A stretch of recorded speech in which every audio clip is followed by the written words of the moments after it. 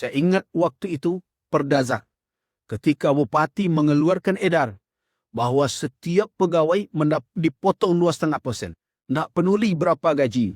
Pagi-pagi saya datang dari Padang, datang ke rumah bupati, waktu itu masih di Solong, belum lagi di Arosuka. Ketika masuk bertemu dengan ajudan, Pak Zal namanya. Beliau berkata, "Pagi na buya, iyo, ada perlu ambo." "Ah, perlu buya, pesuh jua Pak Bupati." Jawaban ajudan ketika itu, "Abak sedang minum buya, tunggu sebentar. Kecen ke Pak Bupatian, nyolai sedang minum, ambo lum minum dari Solo. Dari Padang Osoro. Dungin di Padang Osoro." Nah, jadi biar masuk ke dalam. Yang Bupati, sudah biar masuk. Pas masuk, mengatakan, "Pak, saya dengar Bapak mengeluarkan edaran." "Ya." "Nah, itu tidak benar.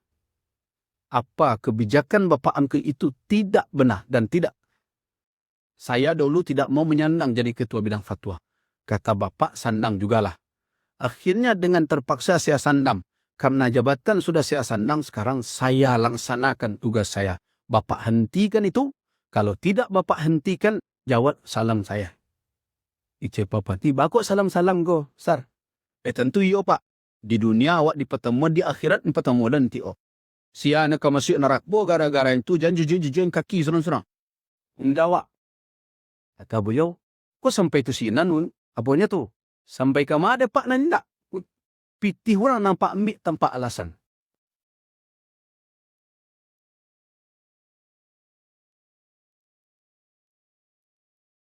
Itu lihat perdaan 2002 itu. Perda tentang busana Islam. Walaupun ada orang yang mengklaim dialah yang awal. Tidak. Secara ilmiah dan secara bertanggung jawab, saya katakan Kabupaten Solok yang pertama. Jadi kalau mau dikasih gelar, sebenarnya yang berhak mendapatkan gelar atas itu adalah Gamang Fauzi. Jadi yang punya ide. Dan MUI aktif dalam hal itu. Termasuk baca tulis Al-Quran Unjuk Catin. Kabupaten Solok yang pertama. Jadi perda. Jadi bukan hanya edaran-edaran. Jadi perda. Dan itulah yang terus disentil orang, perda-perda syariah tingkat nasional. Perda, 3 perda Kabupaten Solok semenjak tahun 2000 itu. Itulah yang kemudian menjadi catatan. Perda baca tulis Al-Quran untuk calon pengantin. Kemudian perda busana Islami.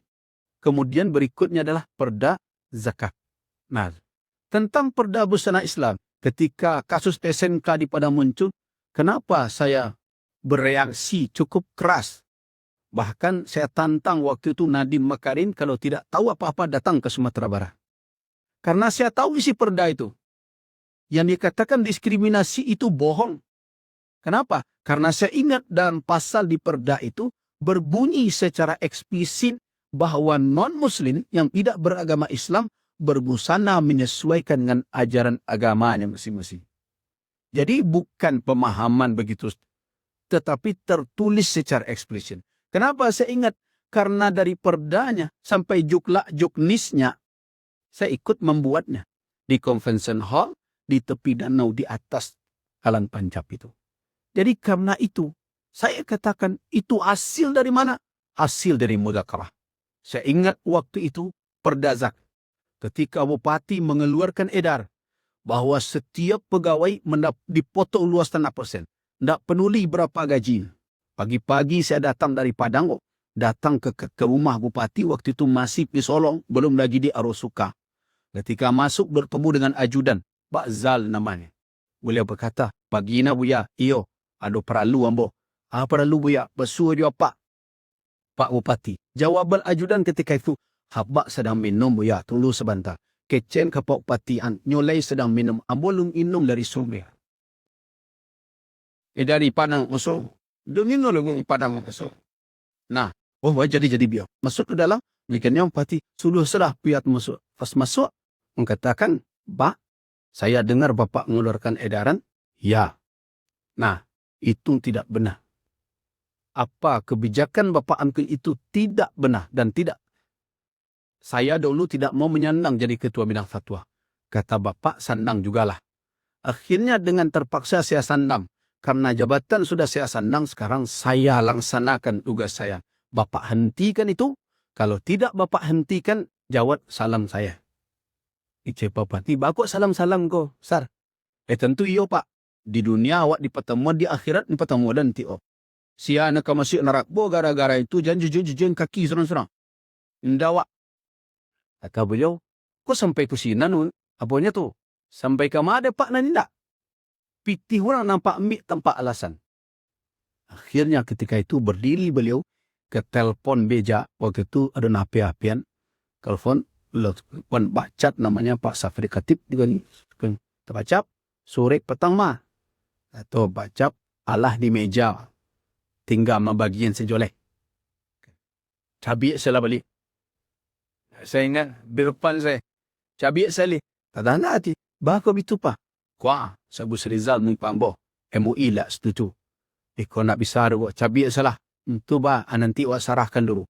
Akhirnya 3 kali mudatarah Majlis Ulama menghadirkan Pak Amir Salifuddin, menghadirkan Buya Nasrul Mahruf, kemudian melahirkan draft Perda Zakat. Dan itulah Perda Zakat pertama, lebih dahulu dari Aceh. Nah, berarti mudzakarah melahirkan lain hal. Tapi mudzakarah ada asin yang belum jalan. Kenapa? Karena yang bermudzakarah tidak berani memikul konsekuensi. Apa contohnya? Hasil mudzakarah tak boleh minta-minta di jalanan walaupun musaji sekalipun. Nah, banyak buya-buya dan takwib mengecek. Kau musaji sedang asih boh. Orang buat piti kalau awak lalu ngecek jadual isailah. Di beresiko. Padahal kita sudah tahu dengan berbagai kajian.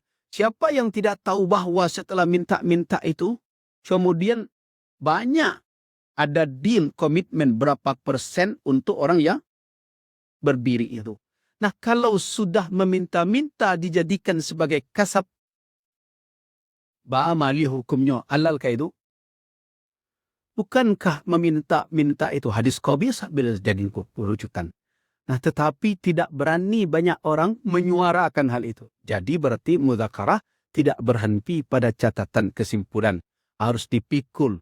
Jadi buya-buya yang hadir bermudzakarah sekali diputuskan menjadi saksi sampai hari kiamat bahwa keputusan itu adalah untuk umat. Siana membiarkan berhindak memakai sinabat Nabi tabligh.